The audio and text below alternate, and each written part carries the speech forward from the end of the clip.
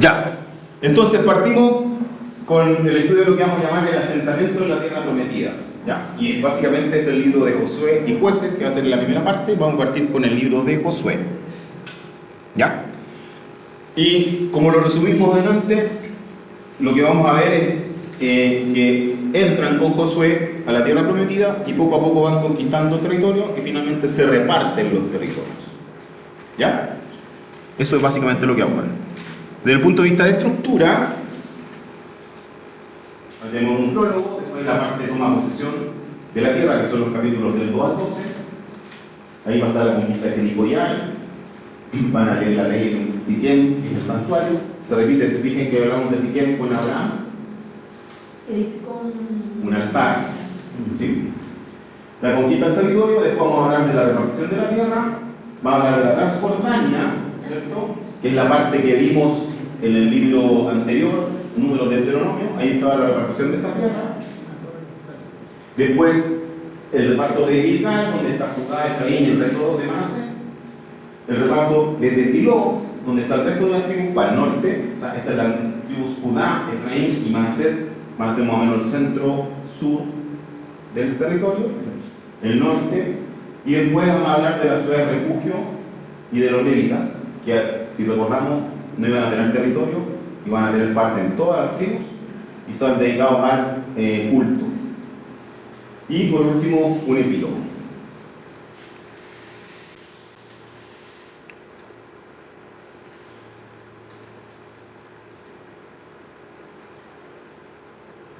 Capítulo 1, la conquista, ¿cierto?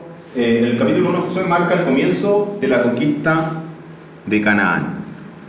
Este texto relata la comisión divina dada a Josué después de la muerte de Moisés, enfatizando el valor de la obediencia de la ley y la promesa de la presencia de Dios. Vamos a ver aquí la conquista de la tierra prometida como gran capítulo y la primera parte que son los preparativos, la invitación en entrar a la tierra prometida, la fidelidad a la ley, condición de auxilio divino, la colaboración de las tribus de Transjordania, la fidelidad y la colaboración, esas son. Y partimos con los primeros versículos que vamos a ir revisando. Josué 1:1.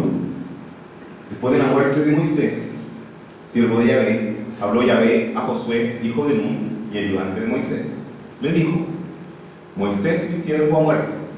Prepárate para pasar ese Jordán, junto con toda esta gente, hacia la tierra que yo voy a darles a los israelitas. Voy a entregaros todo lugar que sea hollado por la planta de vuestros pies, según declaré a Moisés. Vuestro territorio se extenderá desde el desierto y el Líbano, zona norte, hasta el río Grande, o sea, el Éufrates, toda la tierra de los hititas. ¿Se acuerdan que vimos los hititas por ahí arriba? Hasta el más grande de Poniente. Nadie podrá resistirse en todos los días de tu vida, a lo mismo que estuve con Moisés, estaré contigo y no dejaré ni te abandonaré. Pues el libro presenta a continuación de Deuteronomio, ¿cierto? Se refiere al establecimiento de la tierra prometida. Y voy a leerles aquí los límites asignados al territorio que se había de conquistar y que vimos en Génesis 15, en Deuteronomio 17, también vamos a verlo después en Jueces 20, son límites ideales de la tierra prometida. Sobrepasan con mucho los del territorio que se repartirá en los capítulos 13 y 19 del libro de Josué. Toda la tierra de los hititas, refiere mucho más al norte. Y ese texto, en este caso, por ejemplo, en el griego, está omitido.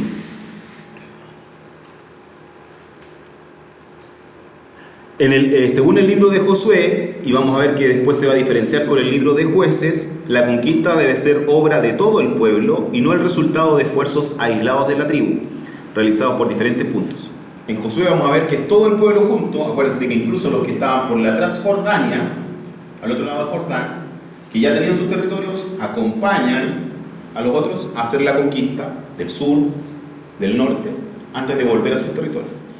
Vamos a ver después en Jueces que ellos conquistan de manera independiente. No hay una unidad entre las dos tribus.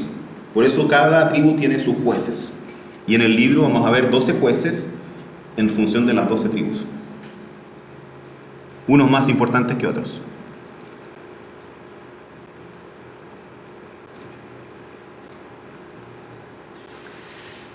La fidelidad a la ley, condición de auxilio divino. Continúa. Sé fuerte y valiente, porque tú eres quien va a dar a este pueblo la posesión del país que juré dar a tus padres, a sus padres. Basta que seas muy fuerte y valiente, teniendo cuidado de cumplir toda la ley que te dio mi siervo Moisés. No te apartes de ella ni un ápice, para que tengas éxito a donde quiera que vayas. Que el libro de esta ley no se aparte de tus labios, medítalo de día y de noche. Así procurarás obrar en todo conforme a lo que en él está escrito. Y tendrás suerte y tendrás éxito en tus empresas. ¿No te ha mandado que seas fuerte y valiente? Pues no tengas miedo ni te acobardes, porque Yahvé tu Dios estará contigo a donde quiera que vayas. Se refiere, ¿cierto?, a la lectura de la ley que había ocurrido, ¿cierto?, en Deuteronomio.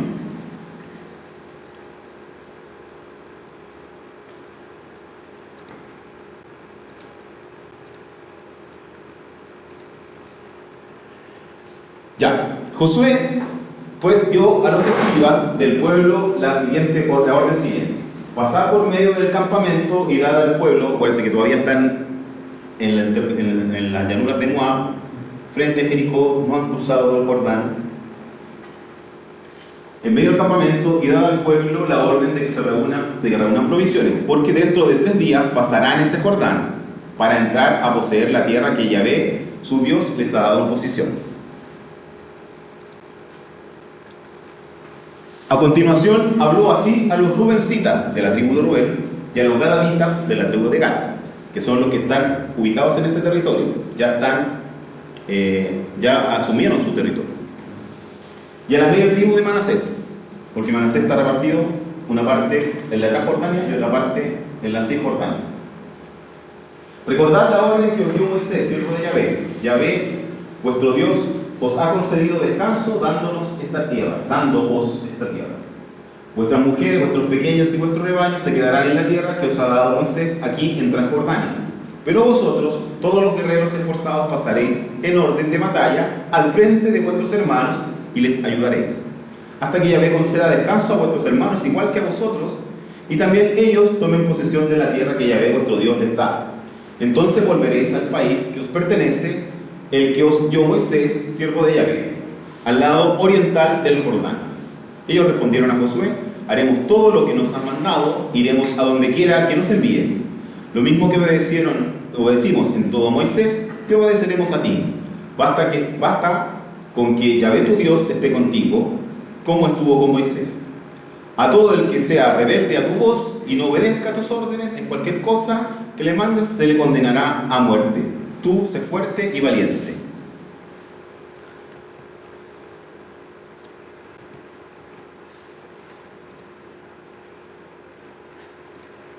Y pasamos al capítulo 2.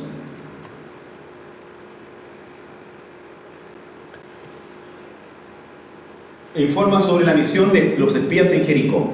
Este conmovedor texto cuenta cómo Rahab, una prostituta de Jericó, esconde a los espías israelitas y declara su fe en el Dios de Israel. Vamos a hablar seguimos en la conquista de la tierra prometida, en los preparativos. Hablamos de los espías en Jericó, del pacto entre Rahab y los espías y la vuelta de los espías. Veamos.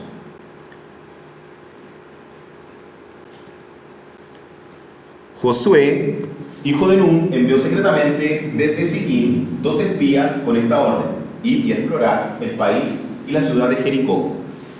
Fueron y entraron en casa de una prostituta llamada Rahab y durmieron allí. Se le dijo al rey de Jericó: mira, unos hombres israelitas han entrado aquí por la noche para explorar el país. Entonces el rey de Jericó mandó a decir a Rahab: haz salir a esos hombres que han entrado donde ti, que han entrado en tu casa. Dice el texto entre medio. Porque han venido para explorar todo el país. Pero la mujer tomó a los 2 hombres y los escondió. Luego respondió: es verdad que esos hombres han venido a mi casa, pero yo no sabía de dónde eran. Cuando se iba a cerrar la puerta por la noche, esos hombres salieron y no sé a dónde se han ido. Perseguidlos a prisa, que los alcanzaréis.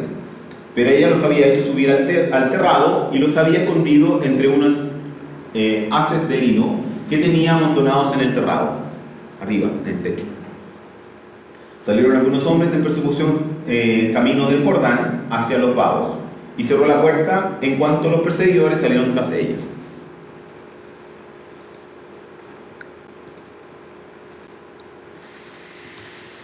Todavía ellos no se habían acostado cuando Rahab subió al terrado donde ellos y les dijo: ya sé que Yahvé os ha dado esta tierra, que nos habéis aterrorizado y que todos los habitantes de la región han temblado ante vuestra llegada. Acuérdense que ya había noticias de que en la Transjordania habían abatido a todos los reyes que estaban ahí de Moab y se habían hecho de la tierra, entonces ya había fama. Pues nos hemos enterado de cómo Yahvé secó las aguas del mar de Suf, o sea, cuando salieron de Israel, de Egipto, cruzando el mar rojo, el mar de Suf.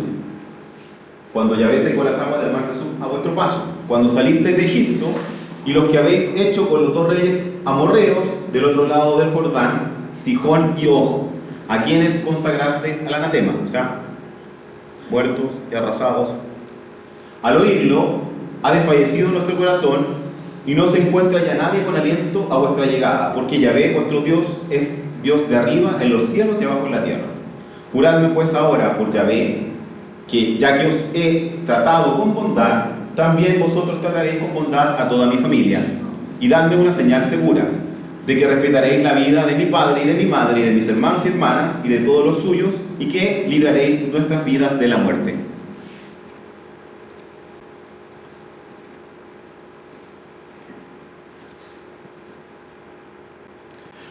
Los hombres respondieron: muramos nosotros en vez de vosotros, con tal de que no nos denunciéis. Cuando Yahvé nos haya entregado la tierra, te trataremos a ti con bondad y lealtad. Ella los descolgó con una cuerda por la ventana, pues su casa estaba en la pared de la muralla y ella vivía en la misma muralla. Ya vamos a ver por qué. Le dijo: id hacia la montaña para que no se encuentren los que os persiguen, porque acuérdense que fueron hacia el bajo, hacia los bajos persiguiéndolo. Permaneced allí escondidos 3 días hasta que vuelvan los perseguidores. Después podréis seguir vuestro camino. Los hombres le respondieron: nosotros cumpliremos este juramento que nos ha exigido con esta condición, que cuando estemos entrando en el país, atarás este cordón de hilo escarlata a la ventana por la que nos has descolgado, y reunirás junto a ti en casa a tu padre, tu madre, tus hermanos y a toda tu familia de tu padre. Si alguno sale fuera de las puertas de tu casa, solo él será responsable de su muerte. Nosotros seremos inocentes. Pero si alguien pone su mano sobre alguno de los que están contigo en esta casa, nosotros seremos responsables de su muerte. Mas, si nos denuncias, quedaremos libres del juramento que nos has exigido. Ella respondió: sea según vuestras palabras, y los hizo marchar. Cuando se fueron, ella ató el cordón escarlata a la ventana.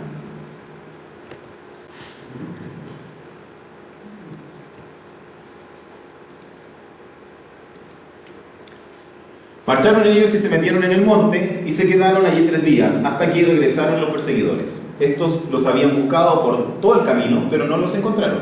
Entonces los 2 hombres volvieron a bajar del monte, pasaron el río y fueron donde Josué, hijo de Nun, a quien contaron todo lo que se le había ocurrido. Dijeron a Josué: cierto que Yahvé ha puesto en nuestras manos a todo el país. Todos los habitantes del país tiemblan ya ante nosotros.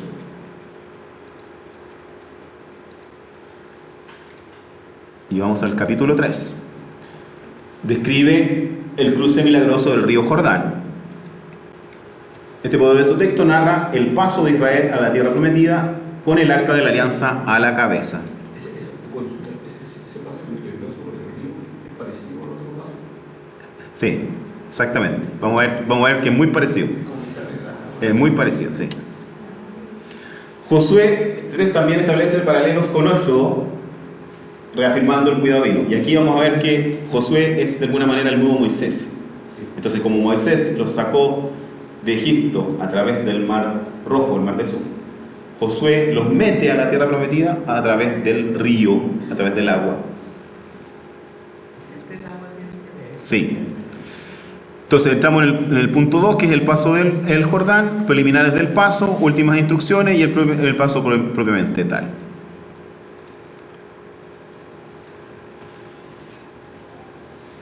Josué se levantó de madrugada, partió de Sitín con todos los israelitas y llegaron hasta el Jordán.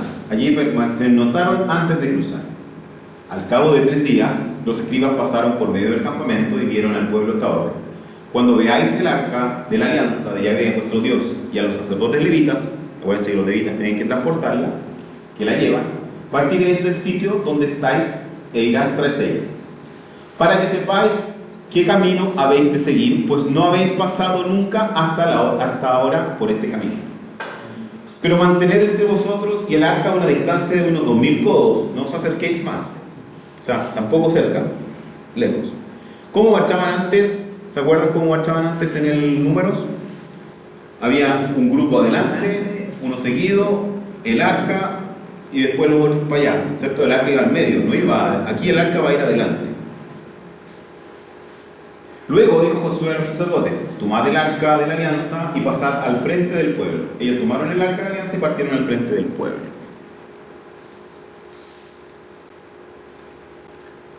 Un cambio de estrategia.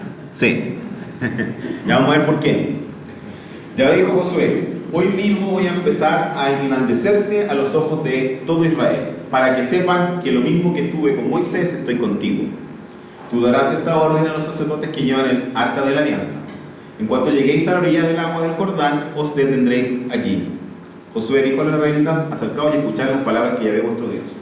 Y añadió: en esto conoceréis que el Dios vivo está en medio de vosotros, y que arrojará ciertamente a vuestra llegada al cananeo, al hitita, al jibita, al perasita, al girgaseo, al amorreo, al jebuseo. Ya vamos a ver por qué tan nombran todos esos pueblos. El arca de Yahvé, el Señor de toda la tierra, va a pasar el Jordán delante de vosotros. Escoged pues 12 hombres de las tribus de Israel, un hombre por cada tribu, no es al azar. En cuanto las plantas de los pies de los sacerdotes que llevan el arca de Yahvé, Señor de toda la tierra, pisen las aguas del Jordán, las aguas que vienen de arriba quedarán cortadas y se separarán formando un solo bloque.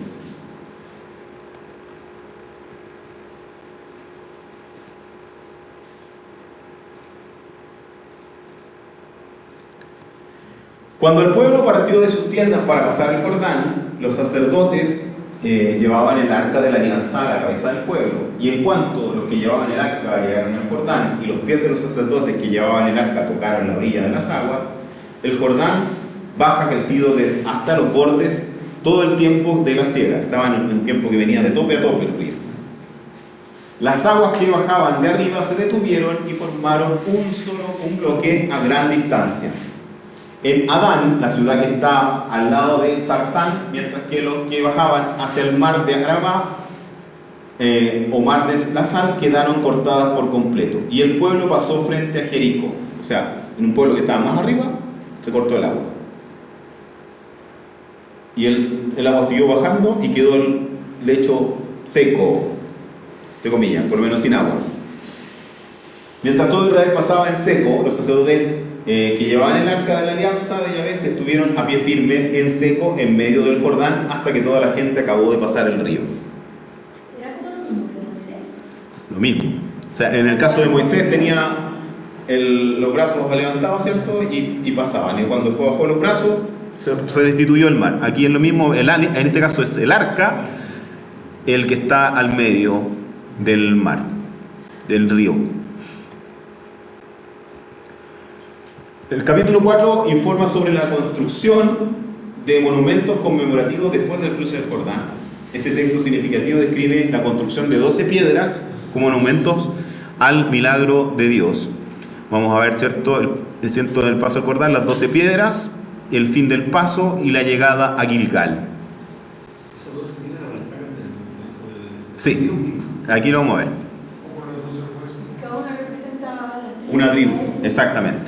Siempre eso, fíjense, los 12 sacerdotes, las 12 piedras, los 12 apóstoles. Los jueces se elegían según la categoría de cada tribu. O sea, no era al azar cualquier persona. No, los levitas, son de una tribu, la tribu de Leví, y están repartidos dentro de las otras tribus, pero son solo de Leví. Y dentro de Leví, no todos los levitas son sacerdotes, solo los de la familia de Aarón son sacerdotes. ¿Y de ahí sacan los jueces? No, vamos a ver después lo de los jueces. ¿Los jueces de jueces o los jueces de los ancianos? No, aquí los levitas son de la tribu de Leví, no son sacerdotes necesariamente. Son representantes de la tribu de Leví, pero de cada una de las 12 tribus que están repartidas. Cuando todo el pueblo acabó de pasar el Jordán, Yahvé dijo a Josué: escoged 12 hombres del pueblo, un hombre por cada tribu, y darles esta orden: sacad de aquí, del medio del Jordán, todavía están ahí, fíjense, de donde se han detenido los pies de los sacerdotes, 12 piedras que pasaréis con vosotros y depositaréis en el lugar donde pernoctéis. Llamó Josué a los 12 hombres que habían elegido entre ellos los israelitas, uno por cada tribu, les dijo: pasad delante del arca de Yahvé, vuestro Dios, hasta el medio del Jordán, y cada uno de vosotros cargue sobre sus hombros una piedra, según el número de las tribus de Israel, para que esto sea una señal en medio de vosotros. Cuando el día de mañana vuestros hijos os pregunten: ¿qué significan esas piedras?, les diréis: es que las aguas del Jordán se pararon delante del arca de la alianza cuando atravesó el río. Estas piedras serán para los israelitas memorial para siempre. Así lo hicieron los israelitas según las órdenes de Josué. Sacaron 12 piedras de en medio del Jordán según el número de las tribus israelitas, como había mandado Yahvé a Josué. Las llevaron al lugar donde iban a pasar la noche y depositaron allí, y Josué erigió 12 piedras en medio del Jordán, donde habían pisado los pies de los sacerdotes portadores del arca de la alianza, y ahí están todavía hoy, en el momento que está escrito, no hoy. ¿Ya? O sea, es como si en ese tiempo en que tú estás leyendo Josué vas a Gilgal y ves las 12 piedras, esas 12 piedras son estas piedras de hoy día no existen.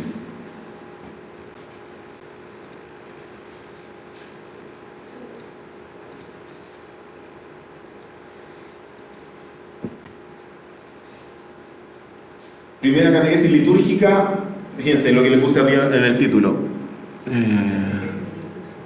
Primera catequesis litúrgica que actualiza para la futura generación el paso del Jordán. Para que sea una señal en medio de vosotros, cuando el día de mañana entréis entre vuestros hijos, os pregunten qué significan esas piedras, les diréis: es que las aguas del Jordán se separaron delante del arca de la alianza de Yahvé cuando atravesó el río. Esas piedras serán lo que los israelitas memorial para siempre. Y fíjense la Pascua. Volvemos al Éxodo. Y cuando vuestros hijos os pregunten, Éxodo 12, por el significado de este rito de la Pascua, vosotros responderéis: es el sacrificio de la Pascua de Yahvé, que pasó de largo por las casas de los israelitas de Egipto, en Egipto, hiriendo a los egipcios y reservando un cambio en nuestras casas. Los ácimos, Éxodo 13. Durante los 7 días que se conmemora Panásimo y no se verá pan fermentado ni levadura en todo tu territorio. Ese día explicarás a tu hijo: hago esto en memoria de lo que Yahvé hizo por mí cuando salí de Egipto. Y será para ti como una señal en tu brazo y como un recordatorio en tu frente, para que tengas en tu boca la ley de Yahvé, porque en tu mano fuerte, con mano fuerte sacó de Egipto, Yahvé de Egipto. Guardar este precepto año tras año de su tiempo. Fíjense, se repite la misma estructura así lo enseñan, es como la forma en que lo repiten, así aprenden los judíos, ¿cierto? El judaísmo enseña así, repitiendo, como un mantra, exactamente. Este día explicará a tu hijo: hago esto en memoria. Entonces fíjense, y aquí recordar que antiguamente la Pascua y los ácimos estaban separados. Hoy día la Pascua y los ácimos es la misma fiesta. Y la Pascua nuestra rememora las dos cosas juntas, el cordero y el pan, ¿cierto? Pero aquí estaban separados, fíjense. Uno era para el paso del vengador de Yahvé y el otro era la salida de Egipto. Y después la tradición junta las dos fiestas, Pascua y ácimos, en una sola, en Pascua. Es lo que llaman Pesaj. el Pesaj. Pesaj. Estoy viendo hacer el Chosen, sí. Después escuchamos entonces. El Pesaj está en algún momento de nuestra historia. Nosotras vivimos Pesaj en una de las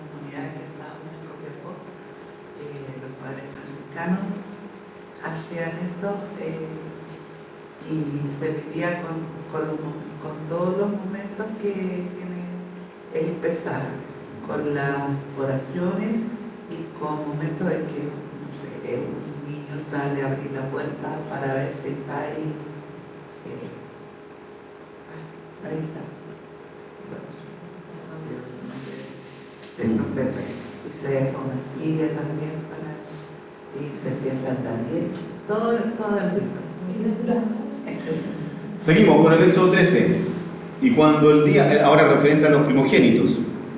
Y cuando el día de mañana te pregunte tu hijo por el significado de esto, le dirás: con mano fuerte nos sacó Yahvé de Egipto de la esclavitud. Como el faraón se obstinó en dejarnos salir, en no dejarnos salir, Yahvé mató a todos los primogénitos en el país de Egipto, desde el primogénito del hombre hasta el primogénito del ganado. Por eso yo sacrifico a Yahvé todo primogénito macho del ganado y rescato todo primogénito de mis hijos. Esto será señal en tu brazo como recordatorio en su frente, porque con mano fuerte nos sacó Yahvé de Egipto. Y la ley en Deuteronomio 6. Cuando el día de mañana te pregunte tu hijo: ¿qué son estos estatutos, estos preceptos y estas normas que Yahvé nuestro Dios os ha prescrito? Y le responderán: éramos esclavos del faraón en Egipto y Yahvé nos sacó de Egipto con mano fuerte. Yahvé realizó en Egipto ante nuestros ojos señales y prodigios grandes y terribles contra el faraón y contra toda su gente. Y nos sacó de allí para traernos y entregarnos la tierra que había prometido a nuestros padres bajo juramento. Y Yahvé nos mandó que pusiéramos en práctica todos estos preceptos, respetando a Yahvé nuestro Dios, para que nos vaya siempre bien y nos mantenga en vida como hoy. Nuestro compromiso consiste en poner en práctica todos estos mandamientos ante Yahvé nuestro Dios, como Él nos ha mandado. Entonces, si fijan, se repite esta, entonces la nueva catequesis que se han ido repitiendo: la Pascua, el ojásimo, la ley, ¿cierto? Los primogénitos, ahora es las piedras, son el recordatorio de este paso por el río Jordán. Capítulo 4. Fin del paso. Los sacerdotes portadores del arca estaban parados en medio del Jordán hasta que se cumpliera todo lo que Yahvé había mandado a Josué que dijera al pueblo según todo lo que Moisés había ordenado a Josué. Y el pueblo se apresuró a pasar. En cuanto terminó de pasar todo el pueblo, pasó el arca de Yahvé y los sacerdotes se pusieron a la cabeza del pueblo. Los robercitas, los gaditas y la media tribu de Manasés pasaron en orden de batalla al frente de los israelitas, como les había dicho Moisés. Pasaron unos 40.000 guerreros armados, dispuestos al combate delante de Yahvé hacia la llanura de Jericó. Aquel día engrandeció a Josué a los ojos de todo Israel y le respetaron a él como habían respetado a Moisés durante toda su vida. Yahvé dijo a Josué: manda a los sacerdotes que llevan el arca del testimonio que salgan del Jordán. Josué ordenó a los sacerdotes que salieran del Jordán. Cuando los sacerdotes portadores del arca de la alianza de Yahvé salieron del Jordán, apenas las plantas de sus pies tocaron la orilla, las aguas del Jordán volvieron a su cauce y empezaron a correr como antes con todas sus riberas. Llegada a Gilgal. El pueblo salió del Jordán el día 10 del mes primero y acamparon en Gilgal, al oriente de Jericó. Las 12 piedras que habían sacado del Jordán las erigió Josué en Gilgal. Y dijo a los israelitas: cuando el día de mañana vuestros hijos pregunten a sus padres qué significan estas piedras, se los explicaréis a vuestros hijos diciendo. Fíjense la reacción muy parecida a la del Éxodo. A pie enjunto pasó Israel el Jordán, porque Yahvé vuestro Dios secó a vuestro paso las aguas del Jordán hasta que pasareis. Lo mismo que ha hecho Yahvé vuestro Dios en el mar de Suf, que secó delante de nosotros hasta que pasamos, para que todos los pueblos de la tierra reconozcan lo fuerte que es la mano de Yahvé y para que teman siempre a Yahvé nuestro Dios. ¿Se fijan? A pie junto es la misma reacción que vimos en el paso del Mar Rojo.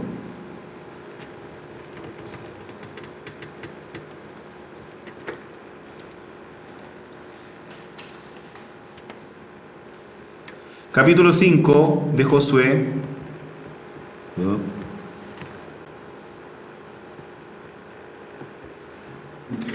Relata los acontecimientos cruciales antes de la batalla de Jericó. Este texto fundamental describe las circunstancias del pueblo, la circuncisión del pueblo. No se había hecho circuncisión en el viaje. La celebración de la Pascua y el fin del maná. Josué 5 también relata el encuentro de Josué con el comandante del ejército del Señor. Seguimos en la conquista de la tierra prometida, en el paso del Jordán, y vamos a ver entonces terror de las poblaciones del oeste del Jordán, la circuncisión de los herederos del Gilgal, la celebración de la Pascua, la conquista de Jericó y un preludio que es la teofanía.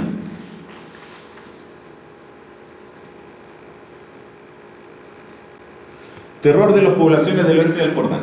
Cuando oyeron todos los reyes de los amorreos que habitaban al otro lado del Jordán, al poniente, y a todos los reyes de los cananeos que vivían hacia el mar, que Yahvé había secado las aguas del Jordán ante los israelitas hasta que pasaron, desfalleció su corazón y les faltó aliento ante la presencia de los israelitas.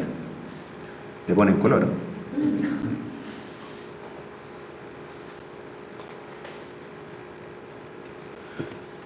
La circuncisión de los hebreos en Gilgal. En aquel tiempo dijo Yahvé a Josué: hazte cuchillos de pedernal y vuelve a circuncidar por segunda vez a los israelitas. José hizo estos cuchillos de pedernal y circuncidó a los israelitas en el collado de los prepucios. El rito de circuncisión se practicaba con cuchillos de sílex, señal inequívoca de su antigüedad. La continuación del texto trata de explicar un estilo más bien recargado, esta circunstancia de la incircuncisión de los israelitas, que debía haber sido, parecer chocante, pues la circuncisión como señal de alianza era necesaria para participar en la Pascua. O sea, vamos a celebrar la Pascua y hay algunos que no están circuncidados. Eso se decía cuando las personas eran más jóvenes. Sí, po. La capacidad de circuncisión era más rápida.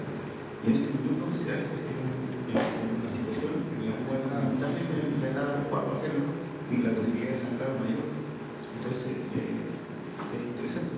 Porque hay lo que más se ve que no, para no estar circuncidados es más bien complejo, porque es un problema de sanidad. Y bueno, y se le generan un problema más interesante que en el hombre, digamos, que le da una capacidad de mayor capacidad de poder trabajar mejor con las mujeres y se siente. Entonces, hay varias cosas no menores. Josué llevó a cabo esta circuncisión porque toda la población masculina salía de Egipto, la gente apta para la guerra había muerto en el desierto. Acuérdense que toda la generación tenía que morir por el camino después de la salida de Egipto. Estaba circuncidada toda la población que había salido, pero el pueblo nacido en el desierto por el camino después de la salida de Egipto no había sido circuncidado. Es que los israelitas anduvieron durante 40 años por el desierto hasta que pereció toda la población de los hombres salidos de Egipto aptos para la guerra. ¿Se acuerdan que el número contabilizaban los hombres aptos para la guerra y le ponían un número como engrandecido, 40.000, y hablamos de que probablemente será como, no eran 40.000, sino que 40 grupos de decenas, entonces era un número menor. Acuérdense, esos números pueden no ser exactos en términos de que son más bien una interpretación. Como no obedecieron a la vez la voz de Yahvé, Yahvé les juró que no los dejaría salir ver la tierra que había prometido a sus padres, que nos daría a nosotros, tierra que emana leche y miel. En su lugar puso a sus hijos, y estos son los que Josué circuncidó, porque eran incircuncisos, ya que no los habían circuncidado para el camino. Cuando acabó de circuncidarse toda la gente, se quedaron donde estaban en el campamento hasta que se curaron. Yahvé dijo a Josué: hoy os he quitado de encima el oprobio de Egipto.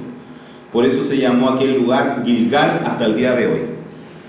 Y es un juego de palabras, para nosotros no tiene mucho sentido, pero si lo escribiéramos en hebreo, es un juego de palabras entre Gilgal y Galoti, y que Galoti es he quitado, y este oprobio consiste en el hecho de ser incircuncidado. Entonces es un juego de palabras que significa en el fondo he quitado este oprobio, por eso está puesto ahí, he quitado este oprobio de encima. Eso significa Gilgal, es como de alguna manera le he quitado este oprobio. Entonces, para nosotros es un nombre, pero en hebreo tiene un sentido. Como una sigla. En el fondo, todas las palabras, igual que los nombres, tienen una significación por detrás. Entonces, el Gilgal es el lugar donde les quitó el oprobio. ¿Por qué? Porque no estaban circuncidados y ahora están circuncidados y están preparados para celebrar la Pascua. Es más simbólico. ¿Cómo? Acrónimos. La celebración de la Pascua. Los israelitas acamparon en Gilgal y celebraron allí la Pascua al día 14 del mes, a la tarde, en los llanos de Jericó. Al día siguiente de la Pascua comieron ya de los productos del país, panes ácimos, espigas tostadas, desde ese mismo día. Y el maná cesó desde el día siguiente, una vez que empezaron a comer los productos del país. O sea, se acaba el maná cuando pisan la tierra prometida y logran comer productos ya de la tierra prometida. Los israelitas no tuvieron en adelante maná, ya que ya en aquel año se alimentaron de los productos de la tierra de Canaán. Teofanía. En cierta ocasión, estando Josué cerca de Jericó, levantó los ojos y vio a un hombre plantado frente a él con una espada desnuda en la mano. Y Josué se adelantó hacia él y le dijo: ¿eres de los nuestros o nuestros enemigos? Respondió: no, soy el jefe del ejército de Yahvé, acabo de llegar. Cayó Josué, rostro en tierra, le adoró y dijo: ¿qué dice a mi señor a su siervo? El jefe del ejército de Yahvé respondió a Josué: quítate las sandalias de tus pies, porque el lugar en que estás es sagrado. Y así lo hizo Josué. ¿A qué le suena? A Moisés. ¿Dónde? En la zarza ardiendo, ¿se acuerda? Entonces, se fijan que el relato, todo el momento está haciendo el paralelo entre Josué y Moisés. Moisés separó las aguas, Josué separó las aguas con el arca, con el callado, pero separó las aguas, ¿cierto? Aquí lo mismo. Moisés tiene una teofanía, ve directamente a Yahvé. Acuérdense que no lo puede ver en su rostro, sino que lo ve pasar por detrás, ¿se acuerdan? Porque él no puede mirarlo, pero él ve, le dice: puedes ver mi espalda, porque si me ves, fallecerás, ¿cierto? Comentábamos esa vez que probablemente no porque de la impresión, sino que del amor o de la impresión que debe significar ver a Dios cara a cara, es imposible para el estado humano. Aquí él ve al ángel de Yahvé, al jefe de los ejércitos, al que va a guiar, ¿cierto? Que es la figura de representación de Yahvé.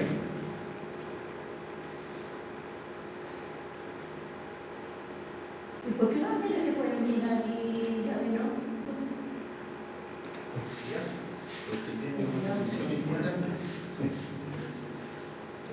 Entonces, ¿dónde estamos? ¿Dónde estamos? ¿Dónde estamos? Vamos a ir mirando el mapa, igual como lo hicimos en el viaje de números. Estaban en Sitín, cruzan el Jordán, Transjordania, Cisjordania, y llegan a Gilgal. Ahí, exactamente, se circuncidan, ponen las piedras, se circuncidan y celebran la Pascua. Y están al ladito de Jericó. Ahí tenían al lado la repartición de las tierras posterior, para que vayamos viendo más o menos entonces. Fíjense, acá tenemos Edom, Moab, amorreos, ¿cierto? Toda esta parte de aquí es ocupada por Gad, por Rubén y por la media tribu de Manasés, ¿cierto? Eso es lo que ya está repartido, pero estos son los que van a la cabeza del ejército que va a empezar a conquistar el territorio.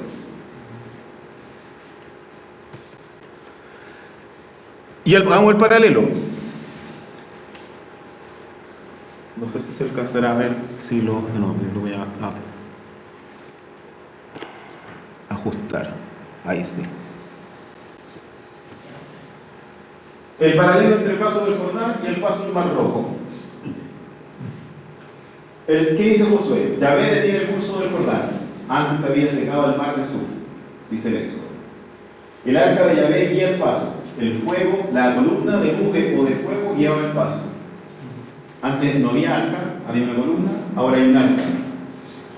Josué desempeña el mismo papel que Moisés en el Éxodo, vocación y misión de Moisés, ¿cierto? Después, la circuncisión de los hebreos en Gilgal, la alianza y la circuncisión en Génesis 17 y la circuncisión del corazón en vez de la circuncisión del prepucio en Deuteronomio 10. El maná deja de caer desde la entrada a Canaán y el maná había sido el alimento del desierto desde Números 11 y desde Éxodo, perdón. La Pascua se celebra en Gilgal después del segundo paso, como se había celebrado en Egipto antes del primer paso. ¿Se fijan? Paralelos entre Josué y Moisés en el Éxodo y en Deuteronomio, ¿cierto? Me voy a adelantar algo, pero para comentarlo. Según la exégesis, se piensa, los exégetas, los estudiosos bíblicos piensan que originalmente este relato que estamos leyendo de Josué era parte de lo que era el Pentateuco, y le llaman el Hexateuco. Porque lo lógico es que todo lo que yo hice culminara con la entrada a la tierra prometida. ¿Sí? Entonces, porque quedamos inconclusos.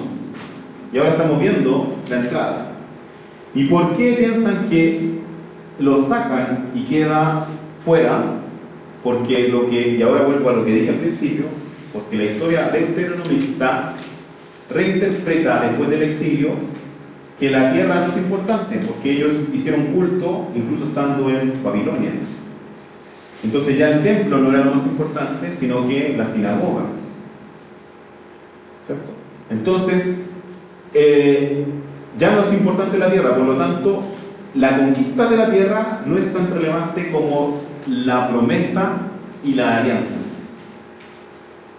Y el libro de Josué queda fuera y se forma el Pentateuco sin Josué, sin que la historia culmine, porque ya la tierra no es relevante. Entonces, aquel que está fuera de la tierra también es judío igual que los otros, aunque no esté en la tierra prometida, aunque no vaya al templo de Jerusalén.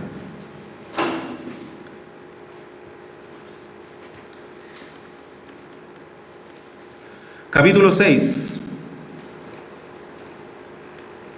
Josué relata el milagroso, la apariencia caída de Jericó. Este apasionante texto describe el asedio único y la destrucción sobrenatural de la ciudad. Josué 6 también relata el rescate de Rahab y la familia. Acuérdense que había un compromiso de los espías de protegerla. Entonces vamos a ver la conquista de Jericó, la toma de Jericó, cómo Jericó es consagrada al anatema y qué pasa con Rahab.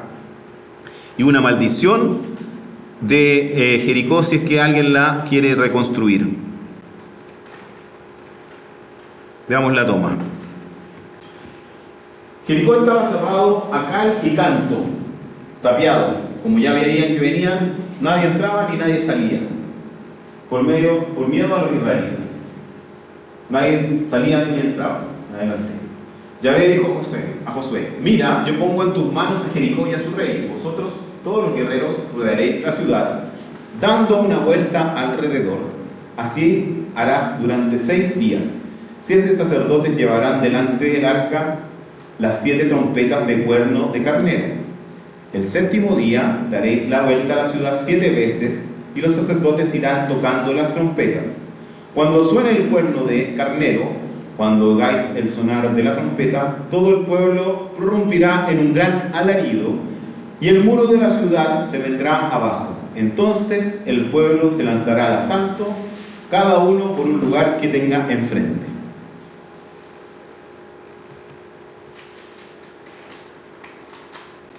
Josué, hijo de Nun, llamó a los sacerdotes y les dijo: tomad el arca de la alianza, y que 7 sacerdotes lleven las trompetas de cuerno de carnero delante del arca de Yahvé.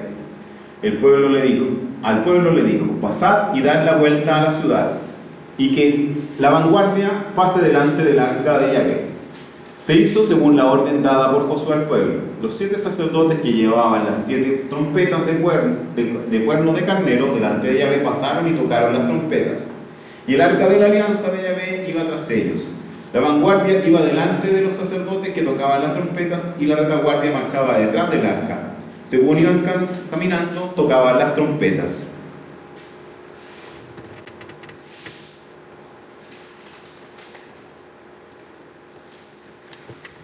Josué había dado esta orden al pueblo: no gritéis, no dejéis oír vuestras voces, que no salga ni una palabra de vuestra boca hasta el día en que yo os diga que podéis hacerlo. Entonces gritaréis. Hizo que el arca de Yahvé diera vuelta a la ciudad, rodeándola una vez. Luego volvieron al campamento, donde pasaron la noche. Josué se levantaba de mañana y los sacerdotes tomaron el arca de Yahvé. Las 7 sacerdotes que llevaban las 7 trompetas de cuerno de carnero delante del arca iban caminando y tocaban las trompetas según caminaban. La vanguardia iba delante de ellas y la retaguardia detrás del arca desfilaba al son de las trompetas. Dieron el segundo día una vuelta a la ciudad y volvieron al campamento. Y lo mismo hicieron durante 6 días. El séptimo día se levantaron con el alba y dieron la vuelta a la ciudad, según el mismo rito, 7 veces. Solo aquel día dieron la vuelta a la ciudad 7 veces. La séptima vez, los sacerdotes tocaron la trompeta y Josué dijo al pueblo: lanzad el alarido porque Yahvé os ha entregado la ciudad. Era para ponerle emoción. La ciudad será consagrada como anatema a Yahvé con todo lo que haya en ella. Únicamente Rahab la prostituta quedará con vida, así como todos los que están en su casa, por haber ocultado a los emisarios que enviamos.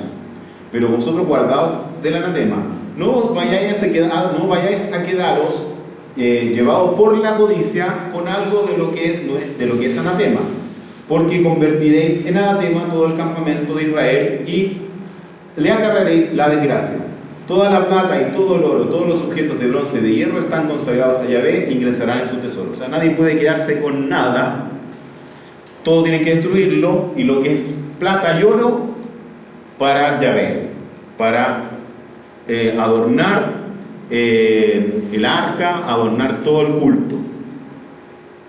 Y si alguien se queda con algo, maldice el campamento. El pueblo lanzó el alarido y tocaron las trompetas. Al escuchar el pueblo la voz de la trompeta, prorrumpió en un gran alarido y el muro se vino abajo. La gente escaló la ciudad, cada uno por el lugar que tenía enfrente, y se apoderaron de ella. Consagraron al anatema todo lo que había en la ciudad, hombres y mujeres, jóvenes y viejos, bueyes, ovejas, asnos cayeron al filo de la espada. O sea, no tenía que quedar nada. Nada. Ni una vida siquiera. Nada. Y ahí me hace sentido otra cosa. Josué dijo a los 2 hombres que habían explorado el país: entrad en la casa de la prostituta y haced salir de ella a esa mujer con todos los suyos, como les juráis. Los jóvenes espías fueron e hicieron salir a Rahab, a su padre y a su madre, a sus hermanos y a todos los suyos. También hicieron salir a toda la familia, los de su familia, y dejaron fuera del campamento de Israel. Después prendieron fuego a la ciudad con todo lo que contenía. Solo la plata y el oro y los objetos de bronce y de hierro se depositaron en el tesoro de la casa de Yahvé. Pero Josué dejó con vida a Rahab la prostituta, así como a toda la casa de su padre y a todos sus suyos. Ella se quedó en Israel hasta el día de hoy. Por haber escondido a los emisarios de Josué, había enviado a explorar a Jericó. O sea, la integran. Se convirtió entonces. Claro. No sabemos si aquí todavía no sabemos qué pasó con ella. Ni sabemos si va a pasar algo. Maldición a quien reconstruye Jericó. En aquel tiempo Josué pronunció este juramento: maldito sea delante de Yahvé. Yo lo digo eso rayitas son porque esto viene como verso. Yo lo puse para el lado para que se viera. Por eso está, si uno lo lee en la Biblia, lo va a ver como un verso, como un salmo. Maldita sea delante de Yahvé el hombre que se levante y reconstruya esta ciudad de Jericó. Esas que están en paréntesis son complementos que se ponen en el texto, que en algunas versiones no están y en otras sí, por eso se ponen entre paréntesis, pero le dan el contexto a la idea. Al precio de su primogénito echará su cimiento, y al de su Benjamín, su primogénito, colocará las puertas. Y Yahvé estuvo con Josué, cuya fama se extendió por toda la tierra. Y así dicen los estudiosos arqueólogos, que debe haber sido la antigua Jericó. Fíjense, un muro de contención, un foso, una muralla exterior y la ciudad, ¿cierto? Y la forma de construir de aquel tiempo era que habían casas adosadas al muro, que aprovechaban el muro, pero también tenían un sentido de resguardo, porque cuando eran asediados, esas casas que estaban en el muro eran rellenadas con tierra, entonces el muro era más ancho. Si venía una máquina de asedio, ya no derribaba la muralla, porque detrás había tierra y detrás de esa tierra otra muralla, entonces el muro era mucho más amplio. Y eso lo hacían todos en las épocas de ese tiempo. Todos van a ver que todas las ciudades son construidas así, como óvalo. Algunos dicen, sobre todo las israelitas que se ven después, es que tenían la forma como la pisada de Yahvé, porque tienen una forma como de huella de pie, como de una chala. ¿Sí? Esa forma que deja la chala cuando pisan, una guayana. Imagínense, así será como la forma de los lugares. Y ellos lo figuran eso, como que fueran las pisadas de Yahvé. ¿Se fijan? Como de una forma ovalada. ¿Ya? Está ubicado ahí, Jericó, ¿cierto? El Mar Muerto, están acá el río Jordán, Moab, y aquí está Jericó. Y así explican que debió haber sido la caída de las murallas de Jericó. Tenían un terraplén con unas murallas de retención y un ladrillo, y probablemente se derribaron, y al derribarse producen un terraplén por el que los hebreos suben y entran a la ciudad. ¿Ya? Igual es difícil porque está sacado El foso. El foso. Sí. Pero igual no era tan. Sí. Aquí, cuando escuchamos el relato y con esto vamos a ir cerrando, cuando escuchamos el relato de la caída de Jericó, ¿a qué les suena? ¿Cómo fue el proceso qué hicieron para que cayera Jericó?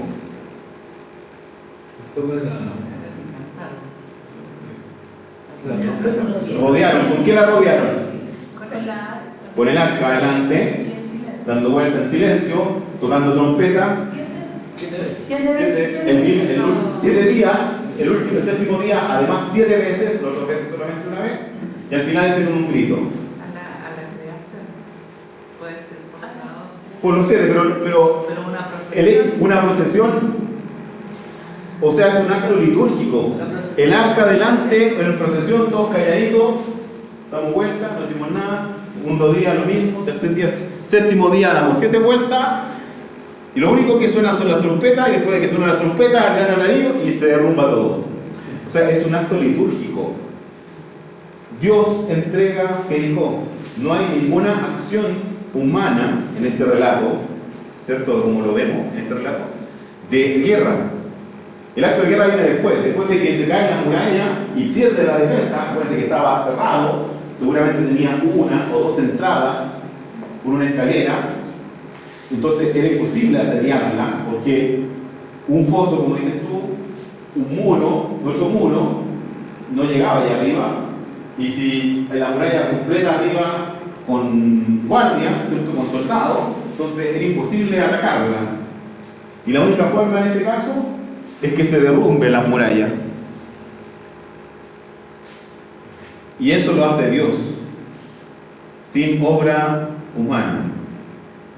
Entonces la primera señal que se ve, entonces es un acto litúrgico. En una procesión litúrgica, sin ninguna acción de guerra, Dios le entrega la primera ciudad, ¿cierto?, a ellos. ¿Y qué hacen ellos? La arrasan, la queman y se quedan con las riquezas, ¿cierto? Matan toda vida, se quedan con las riquezas que son el oro, la plata, el hierro y el bronce. Y eso van al tesoro de Yahvé. Y nadie, y vamos a ver que esto no se cumple, nadie se queda con nada para sí mismo. ¿Por qué? Porque si eso pasa, hay una maldición sobre el campamento, y el anatema, que fue en este caso sobre Jericó, podía venir sobre los mismos hebreos. ¿Ya? ¿Qué es anatema? Eso, que queman, que arrasan con todo, que matan a toda la gente y que lo queman todo. Y solo se quedan con algunas cosas para Yahvé, pero nada para propio, no hay pillaje personal. ¿Ya? Si eso ocurre, trae una consecuencia que vamos a ver en el próximo capítulo. ¿Ya? Entonces aquí estamos iniciando la conquista de la tierra, y fíjense, vamos aquí, en el 3, nos queda la conquista de Ai, la lectura sobre el monte Ebal, el tratado entre Israel y los Gabaonitas, la coalición de los 5 reyes amorreos que van a venir a atacarlos, cómo se conquista el norte, y una recapitulación, y después pasamos a la mitad siguiente, que es la repartición de la tierra, y con eso vamos a cerrar el libro de Josué, probablemente la próxima sesión completamente. ¿Ya? ¿Alguna pregunta hasta aquí? Una consulta. Yo creo que es importante toda actividad que se realiza en esa situación, que por ejemplo la día que ya se había ocurrido antes, en la cual el jefe, que Josué, ya había participado del día, hay un proceso. Lo segundo, que al entrar se encuentran que reclaman a partir de una ayuda y que le entregue información no menor, porque estaban asustados de todos los procesos que habían ocurrido con anterioridad en la ley, como por ejemplo, que toda esta información que tenían ellos, que era el pueblo que estaba ahí, y que no solamente actúa como un elemento que no se desarma solo en murallas, sino que internamente ocurre que se desarma el pueblo interno que está ahí, y ella lleva esa información, está muy asustado de esa situación. Lo otro es cosas muy interesantes que Galicia va manejando, por ejemplo, en la señal. Por ejemplo, esa cuerda, en algunas películas la muestran como una cuerda roja, ¿cierto? Que es equivalente a cuando van a mandar a los mujeres, no tienen una manera de indicar y colocar el acento con valor rojo, ¿cierto? Que fuerza y sangre, que es una tabla obviamente que puede haber sobre sus casas para que no ataquen esa parte. Entonces hay varias cosas bien interesantes ahí que no fue solamente, digamos, el proceso de la... y que es muy inteligente lo que hace Josué en ese aspecto, que una inteligencia seguramente de Jehová, y lo va manejando y los resultados son concretos. Exactamente, el cinto o esta cuerda, ¿cierto?, escarlata representa el mismo signo de la Pascua, que los judíos con la sangre del cordero sacrificado marcan el dintel de la puerta, y con esa opción el ángel de Yahvé, que va a exterminar a los primogénitos, pasa por aquí. En este caso lo mismo, esta cinta o cuerda roja escarlata, ¿cierto?, simboliza que este anatema que se va a producir sobre todo la ciudad no se produce sobre el caso de la familia Rahab. La casa de Rahab estaba adosada al muro y por esa tiene una ventana, y desde la ventana se descuelgan, ¿cierto?